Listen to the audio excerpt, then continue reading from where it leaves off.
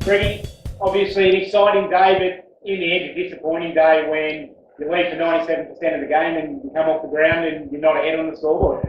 Yeah, no, there was some really exciting play today, Sean. And I think it gave the boys a lot of confidence knowing that we played so well for so long. I think it was around a 19-point lead at three-quarter time. So particularly early in the game, we showed some really good signs of speed off half-back. We switched the ball well and came back through the corridor.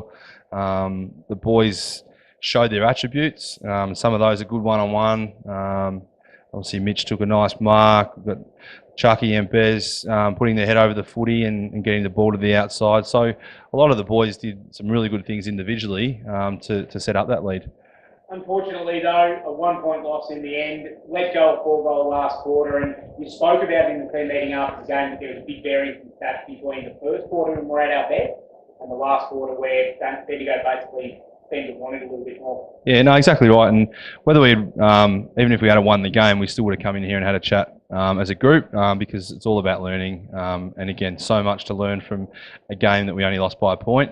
The first quarter, I gave one example of, I think we had 105 touches, 20 marks, high tackles, and then fast forward to quarter four, when we had 49 disposals, 4 marks and 9 tackles. So even if you don't know football, you could look at those stats and go, yep, I know how the last quarter would have panned out. So I just wanted to make sure the boys understood what they can do, and quarter one was fantastic. And then when you don't work hard and your competitiveness drops, certainly that's what can happen at times in last quarter. So we'll be in these same examples and situations in other rounds this season. So we need to make sure, and that's what our discussion was about, things we do differently so that doesn't happen again and we get pipped on the post.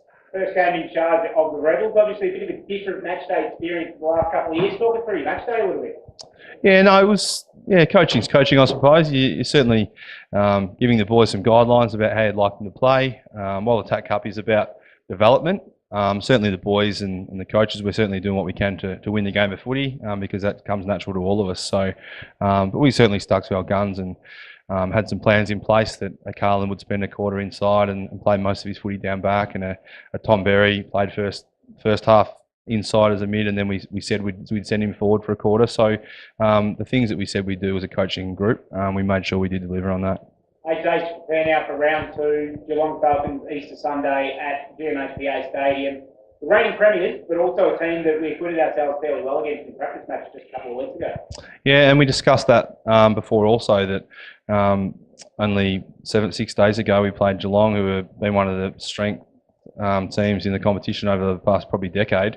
To come away with, I think, within a kick in both games, and again, one on the bench, we know we can play some good footy, so we need to take that first half pressure, competitiveness, ball movement, and want to win the ball into the game next week. And we'll certainly look at the vision. We'll show the boys just a couple of clips. Again, we're not going to bombard them with a lot of things. We'll just have 1 or 2 focus areas. So we'll make sure we do learn from that aspect, and we'll do some training drills to make sure we keep improving different types of situations in games, not as a team aspect, but mainly the individual.